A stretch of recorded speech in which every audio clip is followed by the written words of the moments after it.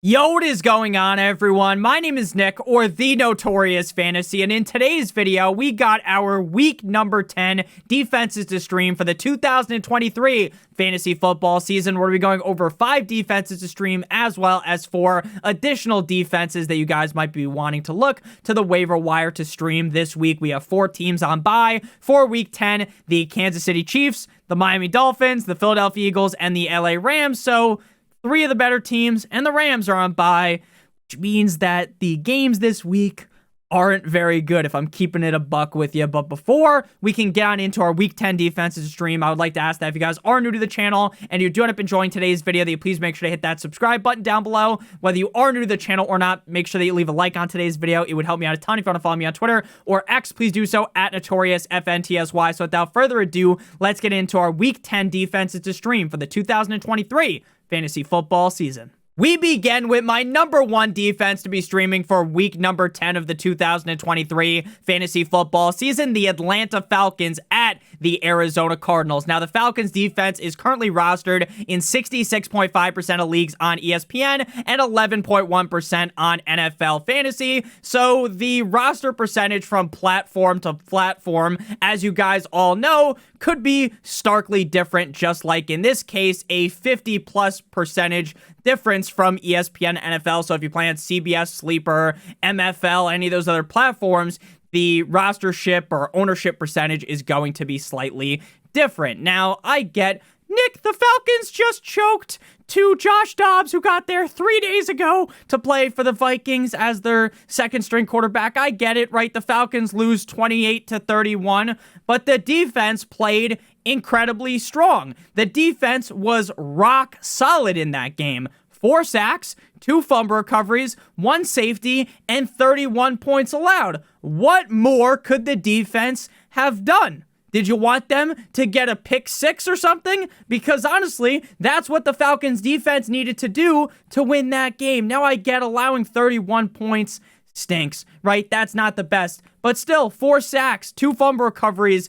and they even got a safety in the game. And they lose not because of the defense, but because Arthur Smith is as inept as it gets. They don't need to just fire Arthur Smith. They need to fire that motherfucker out of a cannon. Send him to the gallows, because I, for one, am sick of watching this Falcons team with Arthur Smith as the head coach. As a Bijan Robinson owner, Nick, you're supposed to be talking about the defenses here. I get it.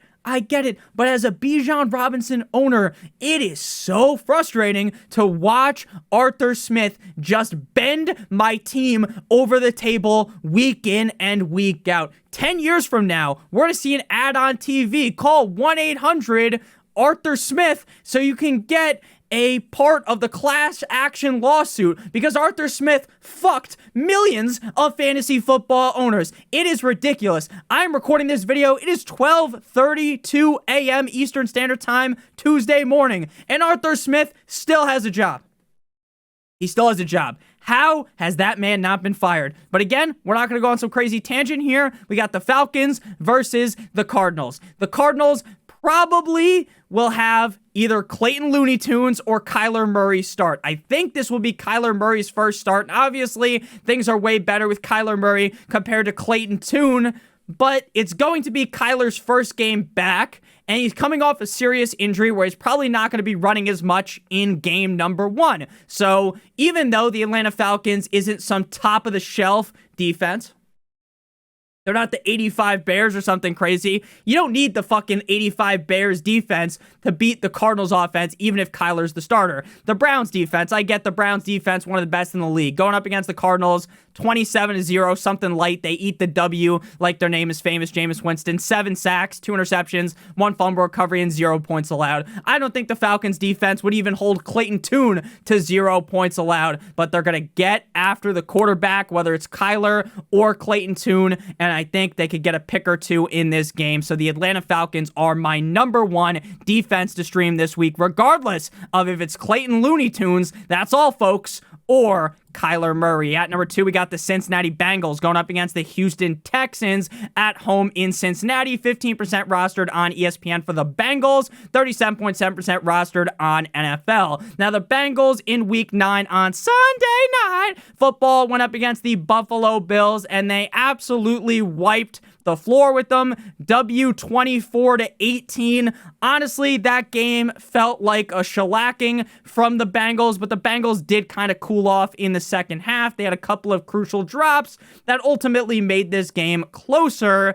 If you just didn't watch the game, you looked at the stats, compared to what the eye test would have told you. The Bengals defense, 1 sack, 1 INT, 1 fumble recovery, and 18 points allowed. Now, I get that the Houston Texans just went on a tear. They just ripped up the asshole. They tore the asshole out of the Buccaneers defense, but there are levels to this in fantasy football, in the NFL. There are levels to defenses. I get the Bengals early on the season, the defense, the offense were flopping around like a fish out of water. This was a limp dick organization, a limp dick franchise to start off the season. But recently, it's got some Viagra. It is starting to get harder.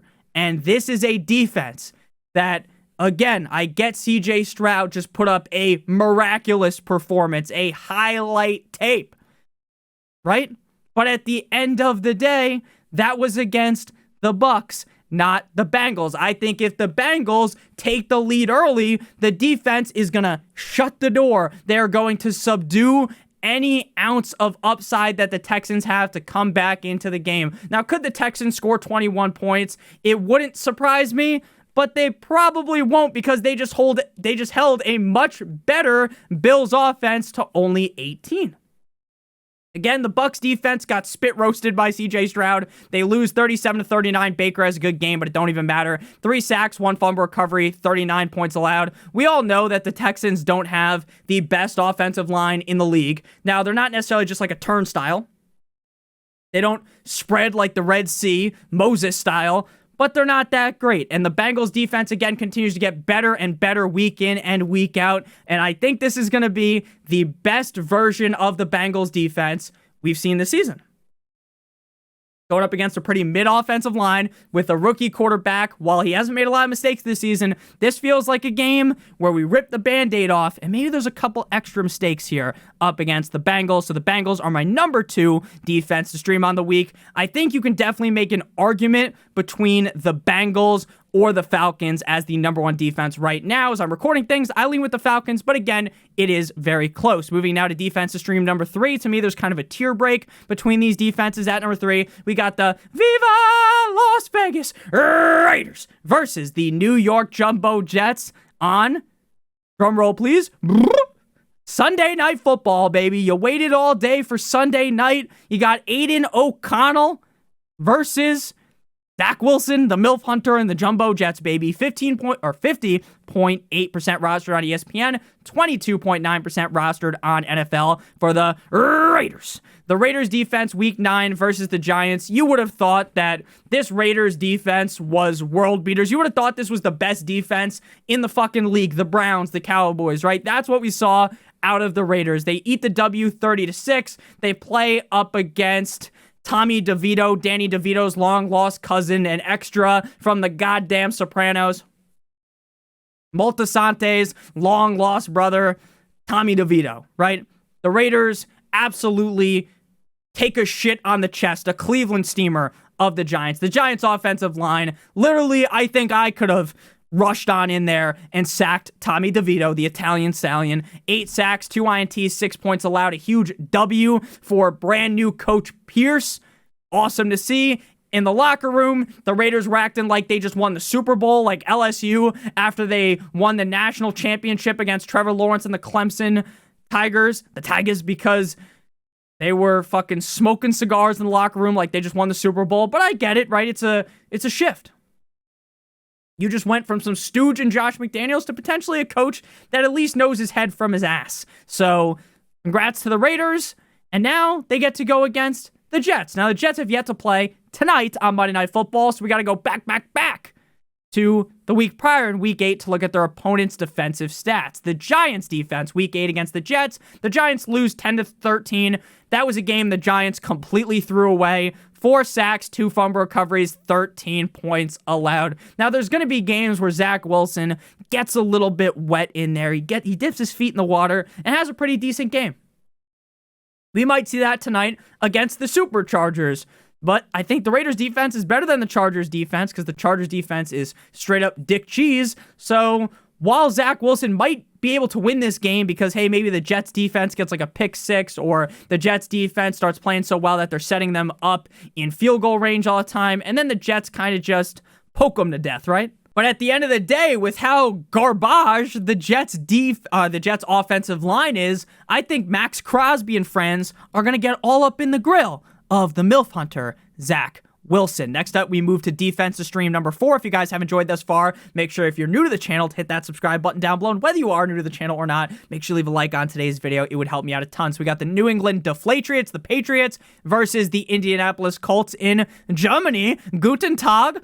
Happy 9:30 a.m. or 6:30 a.m. Eastern Standard Time if you're on the West Coast. If you wake up at 6:30 a.m. to watch the Patriots versus the Colts, you are a next-level football guy or gal, because if it was 6:30 a.m. for me, I'm snoozing, and I'm watching that shit later. So 47.8% rostered on ESPN for the Patriots defense, 45.6% rostered on NFL. Now, I know this isn't the Patriots defense from earlier on in the season. That was pretty solid, but the Patriots defense, because of the coaching from Bill Belichick, even when they have a bunch of schlubs out there, they still kind of make do. The Patriots defense against the Commanders, they lose 17-20, 3 sacks, 1 INT, 1 fumble recovery, 20 points allowed. And that's mainly just because, not that the defense played bad or that we had a Sam Howell masterclass dissecting the defense like a high school science class, right? That's not what happened.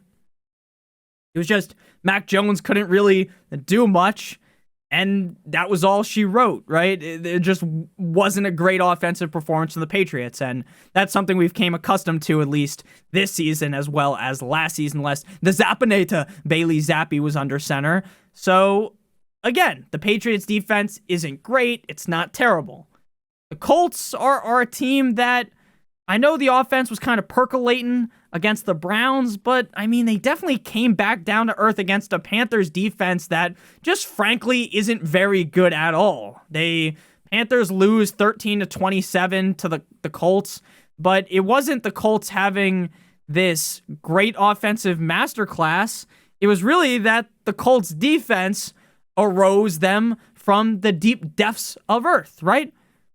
The Panthers lose 13-27, but they only allowed 15 points because of the pick 6s, 1 sack, 1 fumble recovery.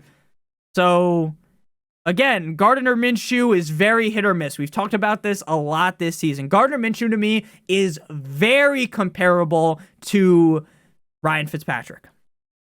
There's going to be games where you got the Minshew mania, you got the Fitz magic, right? They even have fucking similar Minshew mania, magic, right? Where they pull the rabbit out the hat and huzzah, they have that great game, right?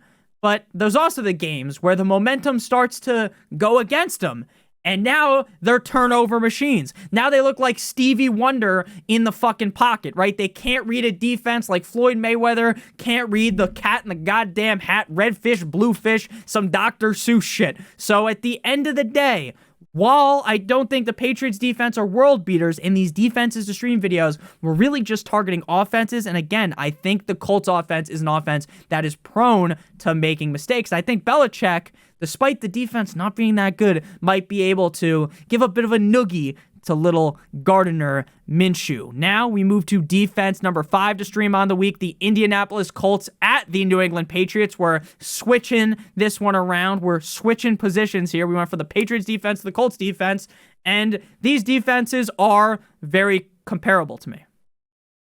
I like the Patriots slightly more because I think that Belichick's going to have a strong grasp all over Mr. Gardner Minshew, but it's entirely possible that the Colts end up outscoring them because the Colts defense has gotten a little bit hot recently in terms of turnovers. The Colts, again, at the Patriots, but it's in Germany.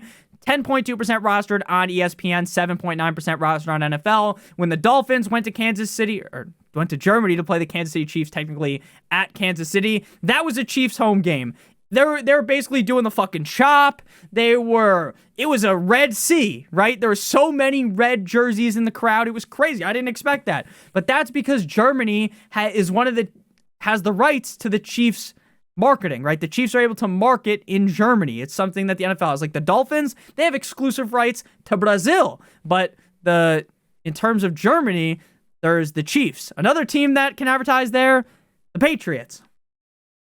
So I think this is going to be a Patriots home game, even though the Patriots reek to high heaven, which might end up helping the Patriots defense. But before we break down more about the Colts and then get on into the honorable mentions, I would like to give you guys a quick word for our friends and our sponsor over at Underdog Fantasy. Underdog Fantasy is the best place to play NFL Pick'em in the whole entire universe, and Underdog has a great offer for you guys all today that we'll be talking about in just a couple of seconds. But first, I want to explain to you guys how the Underdog Pick'em game works. So we'll be talking about the NFL in today's sponsorship part of the video, right? So we got the Chargers versus Jets tonight on Monday Night Football in MetLife. We're going to have to pick at least one player from each team for this to work. So we're going to go ahead and go with Cameron Dicker higher than 1.5 field goals. I feel like the Chargers are going to be able to move the ball, but not good enough to be able to actually score. So they're going to be kicking a lot of field goals in this one. And then we are going to scroll down to Breece Hall higher than 56.5 rushing yards. I think they're going to unleash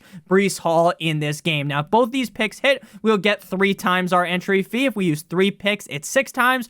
4 picks is 10 times, and 5 picks is 20 times our entry fee. Obviously, all the picks have to hit. Now, if you are new to Underdog Fantasy and live in one of the states on your screen right now, you will receive a first match deposit bonus of up to $500 if you deposit using the link in the video description or promo code Notorious. So you deposit $500, that will give you an additional $500. You deposit $100, they give you an additional $100, $50, additional $50, $25, additional $25. The minimum deposit on Underdog Fantasy is $10. If you have a gambling problem, please make sure that you call 1-800-GAMBLER. Back on into things here. Colts at Patriots. The Colts defense did the job, right? I was talking about that just before we talked about the Patriots game. The Colts defense really closed the door on the Panthers. The Colts defense did a lot of the work. They had Bryce Young looking stupid, 4 sacks, 3 INTs, 2 touchdowns, and 13 points allowed. And with how Mac Jones has looked for a majority of the season outside that game against the Patriots, and he had a decent game against the Bills as well, he has shown nothing. Now, again, he is not given. Now, again, like, the Patriots fans, they've got every fucking excuse in the book. It looks like a goddamn CVS receipt, all the excuses that they've got, right? But some of it's true, right? He has no one to throw the fucking ball to. DeMario Douglas is your number 1 receiver. Juju Smith-Schuster, TikTok boy, Corvette, right? He doesn't have a lot of weapons. The offensive line isn't great. I get it, okay? But at the end of the day, it's not like that offensive line, the wide receivers are magically just flying into Germany, right? They're just magically going to appear in Germany to play for the Patriots. So I think we're to see a solid version of the Colts defense yet again. Commanders defense, week 9 at New England. They ate the W 20-17, 1 pick, 17 points allowed. The Commanders just traded away their whole entire defense with Chase Young and Sweat. So it's not like anyone expected a Commanders defense masterclass there, which I think could be possible out of the Indianapolis Colts. Now we move to the additional defenses stream. Again, if you've enjoyed this far, hit that like button, hit that subscribe button down below. The additional defenses here, the extras, defenses that probably aren't available, but if they are, I would pick them up. And if for some reason, even though a lot of the defenses were low rostered in today's video, if you don't have them available in your league, just ask in the comment section. I'll try and help you out. Point you in the right direction. So defenses that aren't available again, but if they are, I'd pick them up. At number 1, the Dallas Cowboys versus the Giants. Seems like Daniel Jones is out for the season, which sucks. Nothing went right for the Giants. Probably going to be Danny DeVito's cousin, DeVito, out there yet again. So good luck. Good luck to them. At number 2, we got the Steelers versus the Packers. Jordan Love Me, Tender Love Me, Sweet had a decent game, but again, he hasn't really been great outside the first couple games of the season, and the Steelers defense is pretty solid. Then we got the Jets at the Raiders. I know Aiden O'Connell has kind of surprised some people, but again, still Aiden O'Connell, and the Jets defense is, even if Justin Herbert goes crazy tonight, I don't think he will, but if he does, right, he just whips his cock out, slap him front hand, backhand like that Key and Peele sketch. no one is going to be like, oh, the Jets defense is washed after one down game, right? And then the Bills versus the Broncos. Again, the Bills defense is rotten to the core. The Bills defense is bad news bears. But if they can't figure it out against the Broncos, then I don't know what to tell you, right? You don't need an excellent defense to be good against the Broncos. Thank you guys all so much for watching. If you did up enjoying, again, make sure you guys hit that subscribe button down below if you're new. Whether you are new to the channel or not, make sure you leave a like on today's video. It would help me out a ton. I can't believe it is already week number 10, but we got to keep building, keep getting our team set up to win our fantasy football championship. Again, there are 4 teams on bye this week: the Chiefs, Rams, Dolphins, and Eagles. This is a bad week of games. There are really bad games. If you thought week 9 was bad, things are even worse in week 10. But maybe the games will just be good. I hope so, at least. I love you guys all so much, genuinely. We are so close. We're knocking on the door to 30,000 subscribers. So again, if you're new, hit that subscribe button. Whether you are new to the channel or not, make sure you leave a like on today's video. Love you guys all so much. Hope you have a great one. And as always, good boy.